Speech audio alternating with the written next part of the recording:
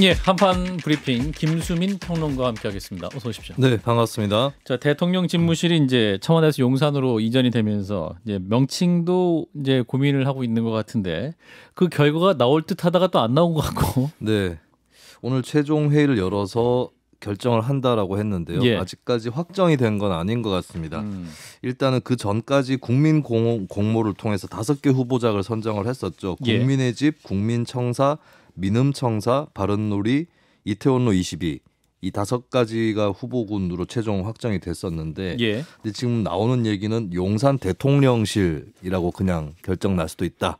라고 하는 얘기가 나오고 있습니다. 예. 이 5개 후보 외에도 또 다른 명칭이 선정될 수 있는 가능성은 거론이 계속 되고 있었는데요. 예. 지난 6월 10일 국민의힘 지도부와 윤 대통령 회동 때에 윤 대통령이 마음에 드는 것이 없다는 취지로 이야기했다는 게 알려지기도 했었고요. 예. 또 뭐 프랑스 엘리제궁처럼 궁이라는 명칭이 들어가 있는 사례가 거론이 되자 윤 대통령이 중국 음식점 이런 같다라고 농담을 했다는 그런 일화도 전해졌었습니다. 용산궁 뭐 이런 거였나요? 어쨌든. 네, 예. 근데 결국에 이제 온라인 선호도 조사까지 했었거든요. 거기서 예. 이제 국민청사하고 이태원로 22가 높은 선호를 받았었는데 예. 현재는 이제 용산 대통령실이라고 결정될 수도 있다라는 그런 소식이 전해지고 있습니다. 예, 뭐 용산 대통령실로 잠정 결정된 것처럼 보도가 나오기도 했는데 또 아니다라고 그렇게 나와서요. 네, 자, 이 가운데 대통령의 배우자 김건희 여사 어제 봉하마을을 방문을 했고 그런데 또 같이 간 분이 누구냐? 동행인 관련해서 또 계속 논란이 있네요. 네, 김건희 영부인이 어제 고 노무현 전 대통령 배우자죠 권양숙 전 영부인을 만날 당시에 예. 참배를 하고 만날 당시에 무속인을 데리고 나갔다라고 하는 의혹이 나왔습니다. 여기에 대해서 대통령 비서실은 사실이 아니다라고 하면서 해당 여성에 대해서 대학 교수 신분이라고 밝혔고요. 예. 여기에 대해서 민주당은 대통령 부인 공식 일정에 왜 사적 지인이 참석했는지를 문제 삼으면서 이것은 비선 논란을 자초하는 것이다라고 지적을 했습니다. 예. 그러자 또 국민의힘의 이준석 대표는 사적 지인이 동행하면 안 된다는 법이 있는가라고 또 반론을 하기도 했고요. 예. 김건희 영부인의 행보는 내일 양산에 문재인 전 대통령 부부를 예방하는 것으로 또 이어진다라고 합니다. 그리고 한편 또 논란이 나오고 있는 사건이 있는데요. 팬카페, 그러니까 김건희 영부인 팬카페 운영자죠 강신업 변호사가 매관매직 척결 국민연대를 설립한다면서 월 1만 원의 회비를 받겠다고 안내문을 올렸습니다. 아, 이건 팬카페랑 다른 단체군요. 그러니까 매간매직 척결 국민연대. 그렇습니다. 네. 그러자 뭐 이걸 문제라고 지적한 이를테면 이제 시사평론가 유창선 씨라든지 이 사람들에게 거친 욕설과 비판을 퍼부으면서 논란에 또 휩싸였습니다. 네. 우리 진중권 작가님도 욕을 하실 것 같은데 이따 그건 잠시 후에 짚어보고요. 일단 순서도 오늘 할 게 굉장히 많네요. 일단 대통령실 이름 5개 후보랑 용산 대통령실 한 6개 나왔는데 작가님 어떤 게 마음에 드세요? 용산 대통령실이 제일 무난해요. 다른 것들이 그런가요? 너무 구리더라고요. 용산 대통령실도 약간 지명이 들어가서 조금 그렇지 않습니까? 이건 그냥 아무런 뭐랄까 치장 없이 그냥 가잖아요. 담백하다. 담백해요, 그냥. 아, 용산 대통령실. 김성희 선생님 어떤 게 후보군 정할 때 국민의힘에서 국민이라는 이름을 넣어서 지은 것 자체가 좀 전 패착이었다고 보고요. 그 예전에 연식이 되신 분들 기억하실 텐데 빙그레에서 처음으로 출시했던 라면 이름이 이라면이었습니다. 아, 이라면. 맞아요. 기억납니다. 이라면의 이름을 정해주세요 하면서 이제 원래 불고기 라면이었는데 불고기란 말을 못 써서 이제 뭐 하다가 결국은 이라면이 됐죠. 이라면의 이름을 이라면으로 정한 적이 있었어요. 예, 그랬었죠. 예. 그래서 대통령실의 이름도 대통령실로 가는 것은 사필 규정이 아닌가. 학교에서 연구소를 조그만 걸 만들었는데 원래는 이제 테크노 에스테틱 뭐 이렇게 나가려다가 좀 후지더라고요. 그래가지고 그냥 그대로 그냥 기술미학 번역 그대로 해가지고 훨씬 더 세련되잖아요. 그거와 마찬가지인데 괜히 꾸미려고 하면 촌스러워져. 10년 전에 인천국제공항 자기부상철도 이름을 공모를 한 적이 있었거든요. 예. 결과는 인천공항 자기부상철도였습니다. 박수. 뭘 안 해? 미학적으로 괜찮은데. 이상한 이름들이 너무 많으니까 막 피곤해 지금. 밴드 이름 중에 유명한 밴드인데요. 밴드 이름 중에 더 밴드라는 밴드도 있죠. 아, 그렇군요. 네. 그래요. 아무튼 뭐 이게 결국 그 윤 대통령이 낙점을 할 가능성이 제일 높을 것 같은데 현재까지는 마음에 쏙 드는 이름이 없어 보여서 아마 대통령실도 발표는 안 하는 것이 아닌가 싶은데 일단 뭐 보도를 지켜보도록 하고요. 자, 이어서 김건희 여사 관련 논란도 있습니다. 봉하마을 갈 때 이제 지인을 대동했다. 이분이 이제 교수로 지금 알려지고 있는데 또 일각에서 코바나 콘텐츠 전무도 했다 뭐 이런 얘기도 하고 있습니다. 이 논란 어떻게 보시는지 진 작가님부터. 이런 사소한 것들은 좀 이제 그만 접었으면 좋겠어요. 아 사소한 문제인가요? 네. 뭐 나 같은 경우에도 공식 행사 가면은 친구를 데려가기도 하고 지인을 데려가기도 하고 그래서 허락을 받기도 하고 아니면 애초에 그쪽에서 한 사람 데려와도 됩니다라고 할 수도 있고요. 예. 그런 건데 뭐 이걸 가지고 그렇게 트집을 잡는지 모르겠어요. 김 소장님은? 저는 이 공식 비공식 논란 큰일 났는데요. 그러니까 지금 비공식이라고 말씀하시는 거 아니에요? 대통령실에서는 이거 어떻게 비공식입니까? 기자단이 풀단까지 구성해서 가서 전직 대통령의 부인을 뵙고 나오는 자리에 제가 본 사진만 해도 수백 장인데 이걸 지금 비공식 행사로 말하는 게 일단 말이 안 되고요. 제가 좀 깜짝 놀랐던 것은 이분이 뭐 지금 공개된 것은 겸임 교수라고만 공개가 됐어요. 겸임 교수는 원래 직업이 있고 겸임해서 교수를 하시는 분이잖아요. 그러니까 정확히 뭐 하는 분인지 모르겠는데 대통령 인수위에 있었다는 겁니다. 대통령 인수위에 자문위원으로 있었다는데 대통령 인수위에 인수위원 한 사람 집어넣으려고 각 부처가 얼마나 난리를 쳤습니까? 지난번에 환경부 같은 경우 국장들 다 못 들어오게 하고 인수위원으로 과장 한 사람밖에 못 들어가서 대통령 인수위가 환경부를 괄시한 것 아니냐 이런 말까지 나왔었는데 예. 그런 자문위원으로 코바나 콘텐츠에 전무가 들어갔다. 그리고 지금 더 팩트의 보도에 따르면 김건희 대표를 이모라고 부르는 또 다른 직원이 한 사람 또 동행했다는 것을 따로 찾아냈다는 겁니다. 그럼 이것이 지금 사적 행사인지 공적 행사인지 모르겠는데 앞으로 모든 행사마다 이렇게 할 건지 게다가 지금 사진 보니까 대통령실의 경호원들이 경호를 하는 과정에 있고 KTX 비용이고 전부 다 이거 나라 세금으로 지불했을 텐데 뭐부터 어디까지가 사적이고 공적인 건지 자꾸 따지지 말고요. 뭐 구체 몇 번 말씀드렸습니다만 빨리 부속실 만들어서 공식 활동을 하시죠.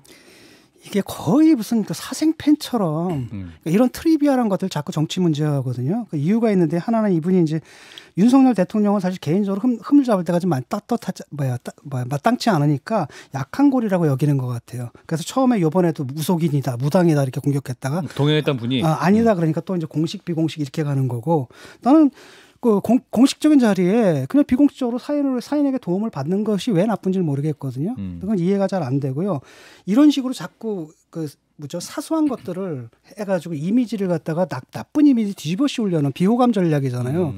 이것이 민주당을 망쳤거든요. 왜냐하면 더 중요한 사안들에 대한 이슈, 아니, 아젠다를 이 아젠다는 민주당이 제기하는 아젠다는 아닙니다. 그러니까 민주당에서 성명을 냈습니다 지금. 그러니까 민주당 대변인도 대변인도 다 얘기했거든요. 그러니까 이런 것들이 그쪽 지지층이 한번 생각해 보세요. 도움이 안 됩니다.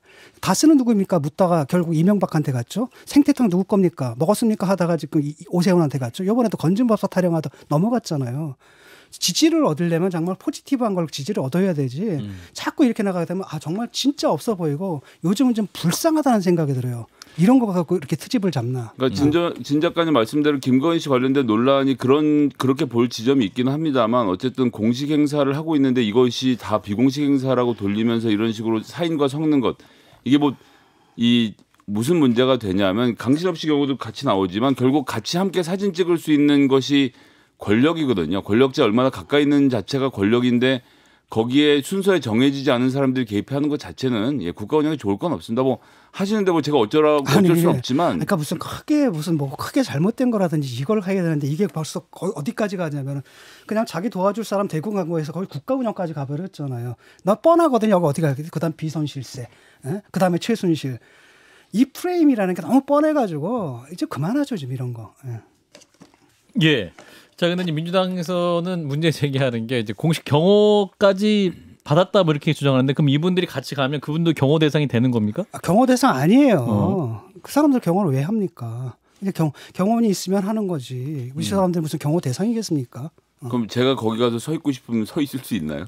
아니, 안에 들어가는 것은 다 경호의 대상이. 예컨대 그분한테 제가 말씀드렸지만 KTX 비용도 전부 다 국가가 지불했었는데 그럼 이 지인들의 비용은 누가 되는지가 다 따져보게 되잖아요. 그러니까 부속실 애시당초 낮아서 공식적인 행사로 묶으면 그 안에 들어온 사람들은 국가에서 비용 되는 사람들이고 아닌 사람으로 정리가 되는데 지금 김건희 여사의 사적 활동이라고 하면서 이렇게 공적인 자원들이 들어가서 국민들이 이 선후 관계를 따지는 것 자체가 피곤한 일이라는 거죠. 그러니까 피곤하게 만들잖아요. 그냥 그 한 사람이 영부인이 방문을 하는데 도와줄 사람이 필요해서 자기한테 친한 사람, 편한 사람을 갖다 데리고 갔다 하면 끝나는 문제인데 이걸 가지고 막 따져서 의미를 부여하고 그러면 뭐 그런 식이면 결국 예수 그리스도도 집어넣을 수 있거든요. 왜냐하면 예수 그리스도까지 가죠. 무면 의료 행위에다가 불법 주조 행위에다가 넘어가셨어요. 근데 이제 문제는 제가 말씀드렸지만 지인이라고 그냥 하시는데 아는 사람이 온 게 아니라 대통령 인수위의 자문위원까지 코바나 컨텐츠의 전무가 들어간다는 건 지극히 비상식적인 일입니다. 아니, 그러니까 그건 다 별개의 문제잖아요.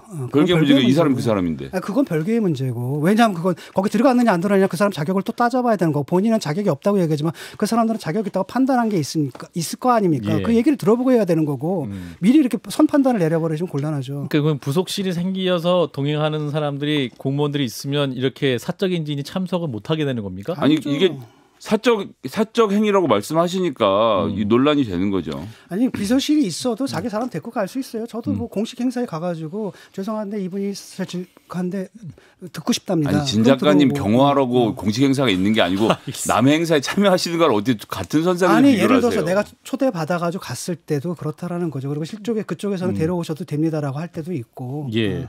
알겠습니다. 자, 아무튼 김건희 여사의 광폭 행보라고 또 표현이 되는데 조용한 내조 하시는 건 맞습니까? 아니 사과하면서 대통령 내조만 하시겠다고 한 것이랑은 행보가 너무 달라서 국민들이 평가하실 텐데 저는 하지 말라는 얘기 하는 거 아닙니다. 부속식을 두고 공식적으로 하자는 거예요. 예, 알겠습니다. 아니 어떻게 대통령 배우자에게 사생활이 있습니까? 이분이 지금 뭐 보면은 이제 그런데 동물권에 대해서 언급을 하고 그다음에 사회적 약자에 대해서 언급을 하고 그렇죠. 이런 것들은 굉장히 긍정적으로 평가하고 예. 또 하나는 뭐냐면 대통령도 일상에 있다라는 거 있지 않습니까? 그렇죠. 이걸 보여주는 건 상당히 긍정적이라고 봐요. 다만 그놈의 팬클럽은 좀 정리했으면 좋겠어요.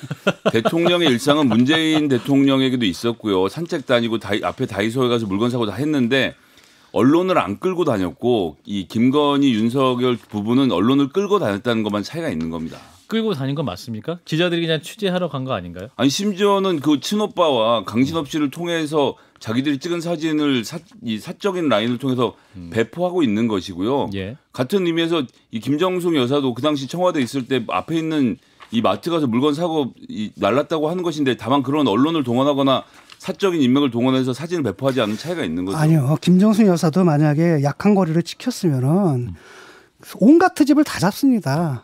가가지고 슈퍼마켓에서 나올 때까지 내가 볼 때 트집 잡으려면 한 10개는 잡을 수 있을 거예요. 아마. 아니 사적 행보를 공개적으로 한 김건희 씨 얘기를 하고 있는데 그걸 어떻게 연결이 되는 건지 집중이 돼 있지 않습니까? 이번에도 뭐 통제를 했는데 누가 잠시만요. 또 올리고. 아니, 본인들이 공개를 하고 일정을 가니까 그게 언론이 따라붙는 거지 모르게 하면 어떻게 따라붙습니까? 아이고 참.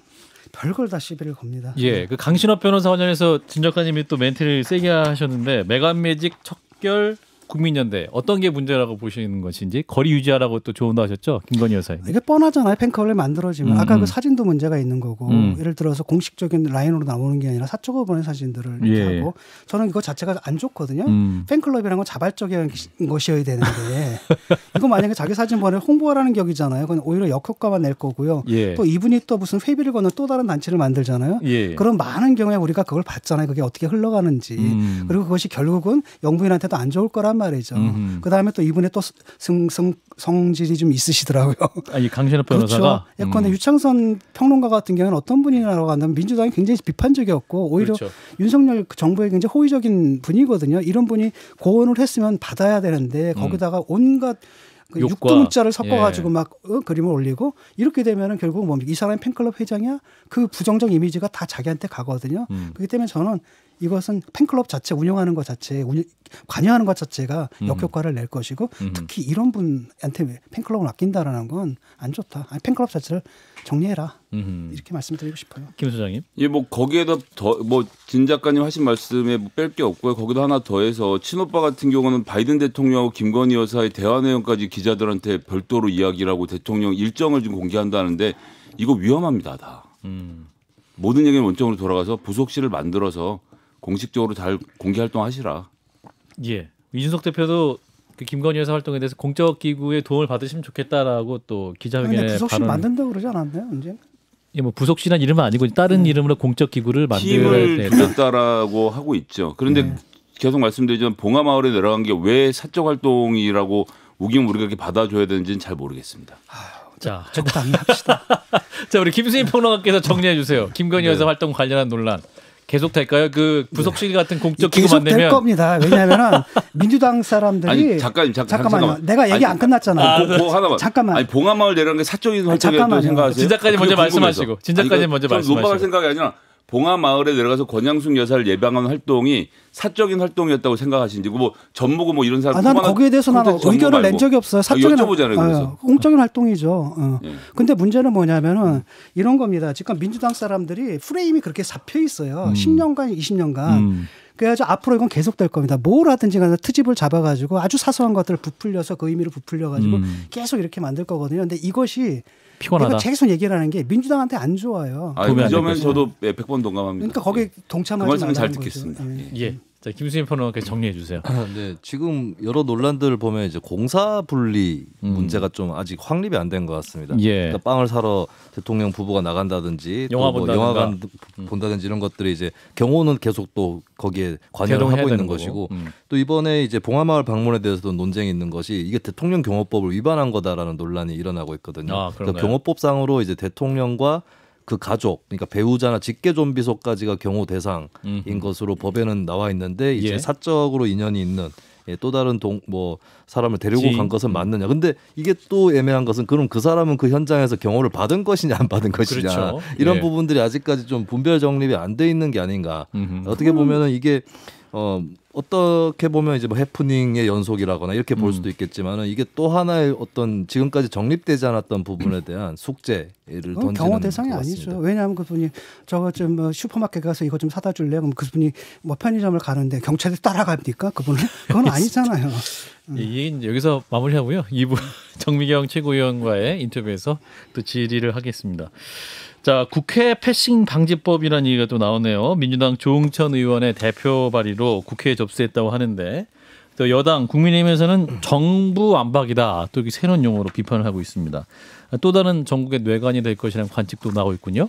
네, 조응천 의원의 대표 발의한 법안 내용을 좀 먼저 말씀을 드리겠습니다. 대통령령이나 총리령 같은 행정명령이 법률 취지나 내용에 합치되지 않는다고 판단될 경우에 국회가 이것을 수정 또는 변경 요구를 할 수 있고 또 이 경우에 해당 행정기관장이 처리 결과를 국회에 보고하도록 하는 그런 내용의 법안입니다. 조응천 의원은 이 법을 발의하면서 국회는 입법권을 가진 헌법기관으로서 행정입법의 내용을 통제할 의무가 있다. 그리고 현행법에 따르면은 정부가 수용하지 않거나 회피하는 경우에 마땅히 구속할 수단이 없다라고 제안 이유를 설명을 했습니다. 다만 민주당은 아직은 당론은 아니다라고 거리를 두고 있는 모습이고요. 국민의힘에서는 상권 분립에 역행한다라는 논리로 맞서고 있습니다. 권성동 원내대표는 대선과 지방선거에서 패배해서 남은 권력, 그러니까 민주당을 얘기하는 것이죠. 남은 권력을 국회에서 다수당 권력을 극대화해 행정부를 흔들겠다는 것이 이 법안 개정안의 본질이다라고 주장했습니다. 예, 자 이른바 국회 패싱 방지법이라는 이름까지 붙여졌는데, 자 관련 논란 어떻게 보시는지 진 작가님부터. 이거는 좀 차분하게 논의를 좀 해야 되거든요. 그리고 솔직히 여야가 할 말이 없습니다. 서로 내로남불을 했거든요. 2015년에는 박근혜 정부가 이걸 거부했어요. 그때는 권성동하고 유승민 의원이 발의에 동참을 했는데도 그다음 2019년에는 또 문재인 정권에서 반대의 뜻을 표했고요. 그다음에 실제로 입법 취지는 좀 타당한 부분이 있거든요. 예를 들어가지고 국회에서 법을 갖다 정했는데 이게 사실 모든 법이라는 게 모든 경우들을 다 명확하게 정할 수는 없잖아요. 그 공백을 갖다 시행령으로 치고 들어오게 되면 법안의 그 취지 자체를 무력화시킬 수가 있는 부분이 분명히 그렇죠. 있거든요. 네. 또 다른 한편 그런데 이걸 또 과도하게 하다 보면은 대통령의 행정부의 권한을 갖다 입법부에서 제한을 하게 되는 약간 위헌의 소지도 있단 말이죠. 그걸 차분하게 따져봐야 되는데 문제는 뭐냐면 시기예요. 지금 이거. 굉장히 안 좋은 시기에 한 거거든요. 왜냐 검수완박을 했단 말이죠. 윤석열 총장이 검찰총장일 때 검수완박을 했어요. 그 검찰 공격하다가 결국 검수완박까지 갔죠. 그러다가 대통령이 되니까 이제는 또 뭡니까 정부완박. 이렇게 읽힐 수밖에 없거든요. 그러니까 저 사람들은 그냥 끝까지 발목을 잡으려고 하는구나 이런 인상을 주기 때문에 지금은 시기적으로 너무 안 좋은 것 같아요. 지금 시기가 지난 다음에 여야가 어차피 다 동의한 적 있잖아요. 예. 차분하게 논의해서 필요성이 인정했는데 서로 여당이 됐을 때와 또 마음이 막 달라지는 부분이 있기 때문에 어떤 시기 문제에 대한 얘기를 좀 지적하신 것 같고 김 소장님은? 국회가 시행령을 고칠 재간은 없습니다. 행정부가 하는 것이거든요. 시정을 요구할 수 있죠. 요구하면 해당 기관장이 처리 결과를 국회에 보고하게 돼 있는 겁니다. 예. 그러니까 시행령 가지고 정치적 공방이 더 일어나긴 하겠지만 자, 이 작구를 이렇게 고쳐라라고 명령할 수 있는 법이 아니에요. 법 자체가. 탄생부터 조홍천 의원의 법 자체도 개정을 요구하고 이런 게 잘못되지 않느냐라고 시정을 요구하면 해당 부처의 장관이 이렇게 해서 이렇게 처리했습니다. 못 고치겠습니다. 라든지 뭐 이렇게 고쳤습니다라든지 의견을 표명하면 되는 것이기 때문에 시행령을 강제로 고치지 않는다는 점에서 뭐 대통령이 지금 이 문제를 위헌까지 가져가신 거 너무 범위를 넓히시는 것이고 반대로 이제 정부조직법에서 이 법으로 규제를 하라고 하시는 건데 그러면 정부조직법을 어떻게 만들어야 되냐면요. 법무부 장관이 할 수 없는 일, 인사 이런 걸 다 적으라는 겁니다. 지금 법무부 장관이 할 수 있는 일을 적어서 정부조직법을 만들어 놨는데 법무부 장관이 원래 할 수 있는 일의 범위 없는 인사 검증을 법무부가 할 수 있도록 시행령을 고친 거잖아요. 그러면 필요하면 당신들이 법을 고치세요라고 하면 법무부 장관은 인사 검증을 할 수 없다고 법안에 늘어나는 건데 이게 말이 되는 얘기입니까? 그러니까 이미 시행령이 법안을 타고 넘은 것에 대해서 문제 제기를 하면 행정부가 그 얘기를 좀 귀담아 들을 필요는 있죠. 근데 조금 내가 아는 거랑 좀 다른 게 왜냐하면 이거 가지고 그게 강제성이 있느냐 없느냐 가지고 논쟁이 좀 된 바가 있고요.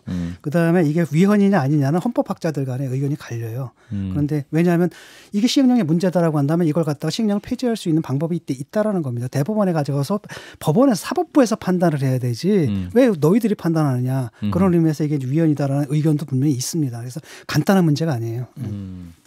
예. 자, 아무튼 국회 패싱 방지법 새로운 전국의 뇌관이 되는 그런 분위기로 가는 것은 분명히 보이는군요. 자, 이어서 국민의힘 얘기를 해보겠습니다. 혁신위원회 출범한다고 하는데 이번 주 내로 출범할 예정인데 그 의제를 놓고 또 당에서 논쟁이 있습니다. 네, 최대 관심사는 내후년 총선에 영향을 끼칠 공천 룰을 혁신의 의제로 포함할지 여부인데요. 2년 남았는데. 네, 그렇습니다. 뭐 이거를 논의하는 건 당연하다는 의견과 총선이 많이 남았고 차기 지도부가 할 일이다라는 반대론이 맞서고 있습니다. 예. 그리고 어제 배현진 최고위원이 최고위원회 비공개 회의에서 이 대표가 자기 정치를 위한 사조직처럼 오해받을 수 있지 않겠느냐라고 반대 의사를 표명을 했거든요. 예. 이 대표가 우크라이나에 가기 전에는 혁신에 대해서 공천과 관련된 것을 다룰 거라고 얘기를 안 했다라고 이제 비판을 했기 때문에 더더욱이나 이제 이 공천 문제로 혁신 논의가 빨려 들어갈까봐 이렇게 걱정하는 기류도 있는 상황입니다. 예. 반면에 어차피 논의 과정에서 공천 문제를 뺄 수 없을 거다라는 반론도 있고요. 천하람 국민의힘 순천과 당협위원장의 경우는 혁신이가 공천 관련 논의를 한다고 당대표의 사조직이 되는 건 아니다라고 하면서 이 대표가 임기 이후의 총선에서 자신의 공천 지분권 어떻게 보장한다는 말인가라고 밝히기도 했습니다. 예. 자, 그리고 이제 이 혁신위원회 구성 자체가 또 잘 되지 않을 것이라는 관측도 있습니다. 그러니까 최고위원들에게 이준석 대표가 이제 혁신위원 추천권을 준다는 얘기인 거죠, 그러니까. 네, 그렇습니다. 그래서 지금까지 조수진, 정미경, 김용태 최고위원, 성일종 정책위의장 이렇게 4명이 이준석 대표 요청에 따라서 혁신위원 추천을 마쳤습니다. 아하. 윤영석 최고위원은 2주 안에 추천을 할 계획이고요. 예. 배현진 최고위원은 정희용 의원을 추천을 했지만 정 의원이 고사를 하면서 현재 이제 난항을 겪고 있고 권성동 원내대표도 미추천인데 이 권 원내대표하고 배 최고위원은 추천하려고 해도 하겠다는 사람이 없다라는 고민을 하고 있다고 합니다. 이제 출범 자체에는 지장이 없을 것이다라는 관측이 많이 도는데 예. 그래도 힘이 좀 떨어질 수도 있다라고 하는 혁신위원회 자체가. 네, 출범 자체는 할 수 있는데 그 가동 상황에서 이제 힘이 떨어질 수도 있다는 그런 우려도 나오고 있습니다. 예, 자 배현진 최고위원이 이거 이준석 혁신이 아니냐라고 해서 또 이게 당내 면전에서 말했다라고 이제 연합뉴스 보도도 있었는데 혁신위의 미래 어떻게 보십니까, 진 작가님부터? 그다지 밝아 보이지는 않습니다. 원래 뭐 들리는 말에 따르면 애초에 혁신위 얘기 냈을 때 공천 얘기는 없었는데 나중에 들어갔다 뭐 이런 얘기도 좀 있는 거 같고. 의제로. 예. 그런데 솔직히 말하면 혁신에서 근데 공천이가 빼면은 사실 혁신 뭐야 남은 것들 그래서 다 없거든요. 그래서 이게 이제 문제가 되는데 재밌는 건 뭐냐면 예. 이준석 대표의 임기가 사실 1년이잖아. 1년만 남았는데 예. 총선이 2년 후거든요. 근데 이걸 하겠다라는 것 자체가 어떻게 보면은 공천에 자기가 나름대로 영향력을 행사하겠다 이런 의도를 보이는 것 같아서 이제 반대편에서는 네 자기 세력 구축하려고 하는 게 아니냐. 그러니까 바로 그 혁신위에 들어가는 순간에 이제 이준석 세력으로 이제 지켜버릴 것 같으니까 예. 시켜도 좀 안 하려고 하는 분위기가 좀 혁신위원 생기는 것 추천을. 같고요. 예. 결국은 뭐냐면 이 공천권이고 그러니까 이준석 대표의 문제의식에는 좀 타당한 부분이 있지 않습니까? 예. 그 보통 우리 정당에서 하는 그 공천권이라는 게 상당 부분 자의적으로 그다음에 임의적으로 꽂아넣기 식으로 이루어지기 때문에 거기에 뭔가 대책이 좀 필요한데 근데 저쪽 사람들은 그거 놓으려고 하겠습니까? 그거 놓으려고 하지 않고 또 다른 한편에 이준석 대표도 그러면서 결국은 자기 뜻에 맞는 사람을 또 꽂는데 그게 유리하니까 또 그걸 하는 거 아니겠습니까? 예. 쉽지 않은 문제일 겁니다 아마 이게.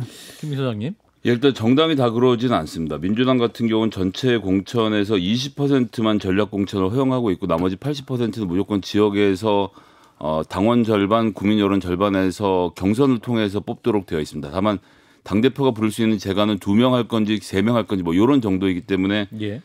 틀 자체가 정해져 있고 이준석 대표의 문제의식에 동의하는 것은 공천 룰이라는 게 1년 전에 정해 있어야 이 정치 지망생들이 내가 어떻게 출마할 건지 계획을 세워요. 그러니까 6개월 전에 갑자기 룰을 바꿔버리면 기존의 국회의원들은 버틸 수 있지만 새로 들어 진입하려는 사람들은 굉장히 어렵거든요. 예. 그런 점에서 이준석 대표가 오히려 공천을 하지 않는 사람이 정하는 게 전 어떤 면에서 볼 때 맞는 얘기다라는 생각이 들고 배현진 최고위원은 생뚱맞게 지금 사조직 얘기를 하는데 조수진 예, 뭐 들으셔서 벌써 갑자기 웃음이 나오시죠. 조수진 최고위원이 추천한 사람이 성일종 의원이 추천한 사람이 이준석 대표 사조직이 된다라는 가능성을 제가 보기엔 빵에 수렴하고요. 예.